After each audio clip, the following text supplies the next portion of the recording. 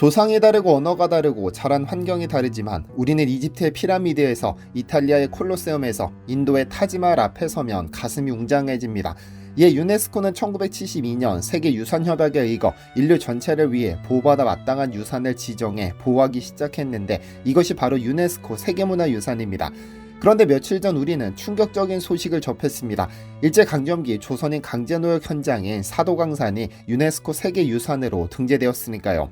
27일 인도 뉴델리에서 개최된 제46차 회의에서 유네스코 세계유산위원회는 일본이 신청한 사도광산의 세계유산 등재를 최종 결정했습니다. 사실 한국의 입장에서 보자면 일본 사도광산의 유네스코 세계유산 등재는 절대 축하할 일도 축하해서도 안 될 일입니다만 어쨌든 일은 터졌습니다. 그래서 오늘은 슬픈 역사를 절대 잊지 않기 위해 이 사도광산을 자세히 살펴봐야겠습니다.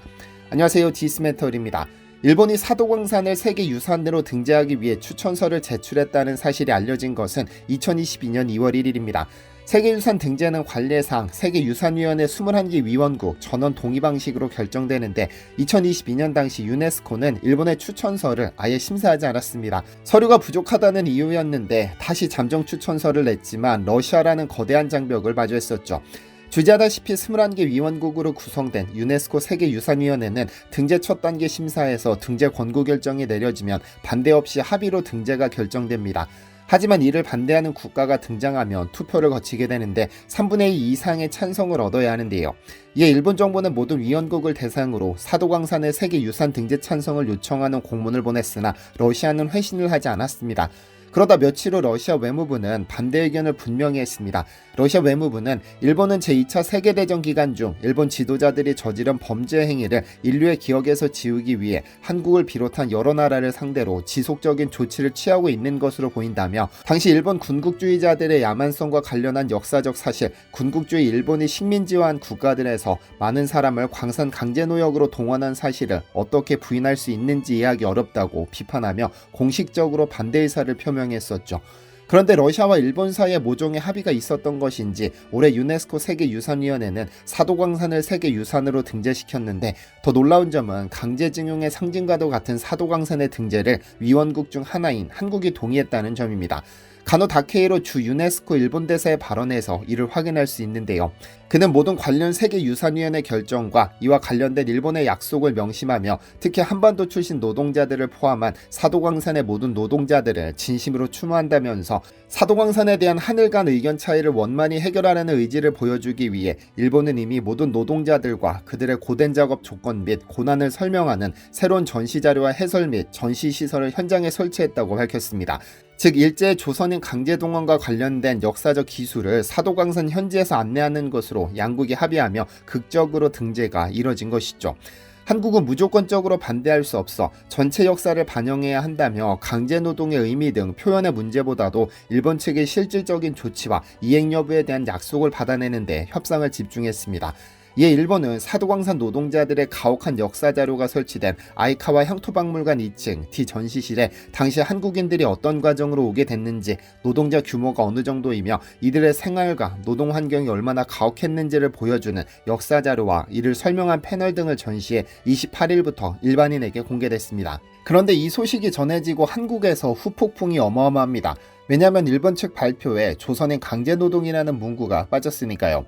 일본의 한 언론은 일본이 강제노동 표현을 사용하지 않는 대신 상설 전시를 통해 한반도 출신자가 1,500여 명 있었으며 노동 환경의 참혹함을 소개하는 방안 등을 제시하자 한국이 최종 수용했다고 전했는데 우리 외교부는 강제노동을 빼기로 사전 합의했다는 것은 전혀 사실무근이라고 반박했죠. 다만 가노 대사의 발언은 2015년 구남도의 세계유산 등재 당시 강제노역을 인정한 일본 측의 언급까지 포괄하는 개념이며 이번에는 더 나은 이행 조치를 챙기기 위해 노력했다고 설명했습니다. 비록 강제노동 문구는 없지만 일본이 2015년 구남도 등재 때 인정한 강제노역이 이번 발표에 사실상 녹아있다고 보고 전시물 설치 등 실질적 조치를 이끌어내는 데 주력했다는 의미. 그런데 도대체 사도광산이 어떤 곳이길래 한일 양국에서 이렇게 시끄러운 걸까요? 사도광산은 일본 나가타현 사도섬에 자리한 광산으로 17세기부터 금을 캔 것으로 잘 알려져 있습니다. 원래 40여 개 광산을 통칭하는 용어였지만 유네스코 세계문화유산으로 등재된 곳은 에도 시대부터 세계 최대 규모의 금 생산지였던 사금산입니다. 태평양 전쟁이 시작되자 강산의 기능이 바뀝니다. 태평양 전쟁에서 일본이 불리해지기 시작하자 일본군은 전쟁 물자 확보를 위해 대규모 조선인 노동자를 강제로 데려가 구리, 철, 아연 등의 전쟁 물자를 채굴하기 시작했으니까요. 그러니까 일본이 세계문화유산으로 등재한 사도광산은 한국인들 입장에서 보자면 살아있는 강제노역의 현장인 것이죠. 2019년 일제강제동원 피해자 지원재단에서 발표한 자료에 따르면 1939년 2월 최초로 조선인 강제동원이 시작된 이후로 3년 동안 6차례에 걸쳐 총 1200여 명의 조선인이 사도광산에 강제동원됐습니다. 일본이 남긴 자료에서는 조선인 1519명을 동원한 것으로 기록되어 있죠. 이러한 사실은 당시 조선인 광산 노동자에게 지급하고 일제가 직접 작성한 조선인 연초 배급 명부를 통해 확인할 수 있는데, 이 명부를 통해 조선인 745명의 이름이 기록되어 있습니다. 당시 일제는 식사는 제공하지 않았어도 담배는 꼬박꼬박 지급했는데 비흡연자였던 아이들도 지급 대상이 됐죠. 이는 일본 측 공문서에도 나타나 있는데, 나가타 노동기준국이 작성한 귀국 조선인에 대한 미불 임금 채무 등에 관한 조사에 관해 라는 공문서입니다. 해당 문서는 1949년 2월 25일에 1140명에 대한 미지급 입금으로 23만 1059엔 59전이 공탁됐다. 채무자는 다이헤이 광업 주식회사, 공탁기관은 니가타 사법사무국이라고 기록되어 있는데요. 이를 통해 확인할 수 있는 것은 첫째, 최소 1140명의 조선인이 강제로 사도광산으로 동원됐다는 점, 둘째, 이들에게 급여가 제대로 지급되지 않았다는 점입니다. 그렇다면 일본은 왜 일본인 노동자가 아닌 조선인을 강제동원해 광산으로 데려갔을까요? 태평양 전쟁 당시 사도광산 노무과 직원 스기모토 소지는 1974년 당시 이 사도광산의 역사를 조사하던 일본 역사학자 한마 도라오에게 28장의 편지를 보내 강제동원의 처참한 현실을 고발했습니다. 그는 일본인 갱내 노무자 중 규폐증을 앓는 사람이 많았고 젊은 일본인은 속속 군대로 징용되는 바람에 조선인 모집을 개시하게 되었다고 털어놨는데요. 그러니까 일본인 젊은이들은 군대로 보내 전쟁에 투입해야 하니 조선의 노동자들은 규폐증을 앓든 말든 강제로 광산에 투입시켰다는 뜻입니다. 사실 규폐증은 광산 노동자에게 발생하는 끔찍한 질병입니다. 규석이 그 원인으로 알려졌는데, 광산에서 암석을 폭발시키면 산산조각난 돌들은 먼지가 되어 공기에 떠돌아다닙니다. 하지만 머리카락보다 5000배 작은 크기의 미세한 돌가루는 호흡기를 타고 몸속으로 들어가는데 너무 미세해 눈으로 확인이 불가능합니다. 그러네 이 먼지를 현미경으로 살펴보면 그 끝이 마치 창처럼 뾰족한데 이 먼지가 폐에 차곡차곡 쌓이는 겁니다.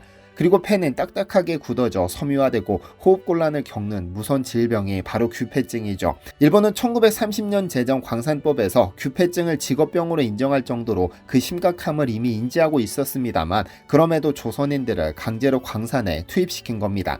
이 규폐증의 심각성은 사도광산 노동자 임태호 씨의 증언으로 확인할 수 있습니다.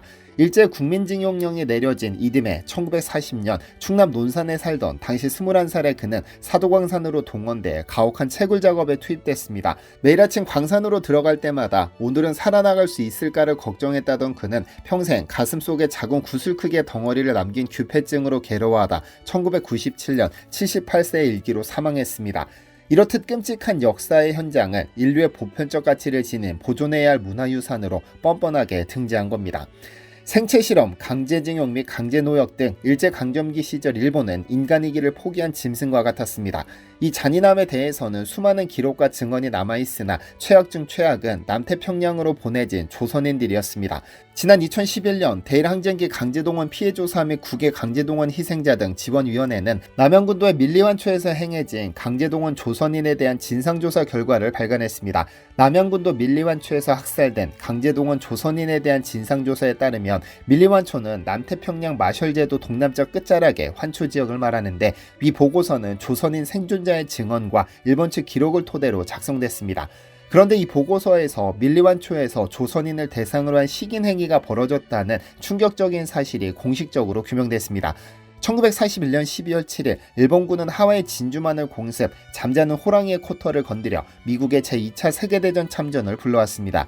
자국이 공습당했다는 사실에 분노한 미국은 즉각 일본군을 폭격하기 시작하는데요. 현재 미크로네시아라고 불리는 남양군도는 100여 개 섬으로 이루어졌는데 태평양 전쟁 당시 전략 요충지였기 때문에 일본군이 점령했었습니다. 이를 확인한 미군은 즉각 이 지역을 봉쇄한 후 보급품 수송을 완전히 차단했는데요. 결국 고립된 일본군은 현지에서 자활을 추진하게 되죠.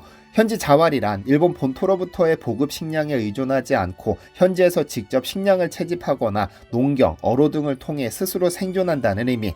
그런데 일본군이 군사시설 건설을 목적으로 1942년 밀리완초로 강제 동원한 조선인들은 어느 순간부터 고래고기를 배급받기 시작합니다. 극심한 식량난에 빠진 일본군이 고래까지 잡아 끼니를 연명시키는구나 생각했던 조선인들은 얼마 뒤 자신이 먹은 고래고기의 정체를 확인합니다. 왜냐면 그 고래고기는 다름 아닌 자신들의 동료의 살점이었으니까요. 사실 며칠 전부터 조선인들 사이에서 동료가 사라진다는 소문이 돌았는데 섬 곳곳에서 살점이 떨어져 나간 시체가 발견됐습니다. 조선인들이 먹은 고래고기는 그러니까 고래가 아닌 사라진 동료들이었던 겁니다. 이러한 사실을 안 조선인 120여 명은 자신들을 감시하던 일본군 11명 중 7명을 숲속으로 유인해 처단했고 미국에 투항하기로 결심했죠. 그러나 이를 인지한 일본군이 전부 섬으로 몰려와 무자비한 학살을 시작했고 간신히 야자나무 위로 피신한 15명이 생존해 이 사실을 폭로해 일본의 반인륜적인 전쟁 범죄가 드러났습니다. 이러한 사실은 미 국립문서기록관리청의 레코드그룹 125라는 미 해군 법무감실 문서 모음에 자료로 기록되어 있습니다. 자료에 따르면 1945년 3월 조선인들은 밀리완초 치르본 섬에서 일본군을 처단하고 자신들에게 투항하기로 결심했다는 사실, 이튿날 일본군 토벌대가 100여 명의 조선인들을 학살했다는 사실이 기록되어 있습니다. 이렇듯 남태평양에서 일본 본토에서 조선인을 강제로 동원해 끔찍한 전쟁 범죄를 저질렀음에도 자신들의 금광을 인류의 보편적 가치를 지닌 보존해야 할 문화유산으로 등재한 끔찍한 만행을 저질렀습니다. 도대체 언제쯤 정상적인 인간의 사고를 할 수 있게 될까요? 시청해주셔서 감사합니다. 디시멘터리에서는 여러분의 제보를 기다립니다. 제 채널에서 다뤘으면 좋겠는 뉴스 또는 널리 알려졌으면 하는 영상은 디시멘터리 네이버.com으로 보내주시면 소중히 제작하겠습니다. 시청해주셔서 감사합니다.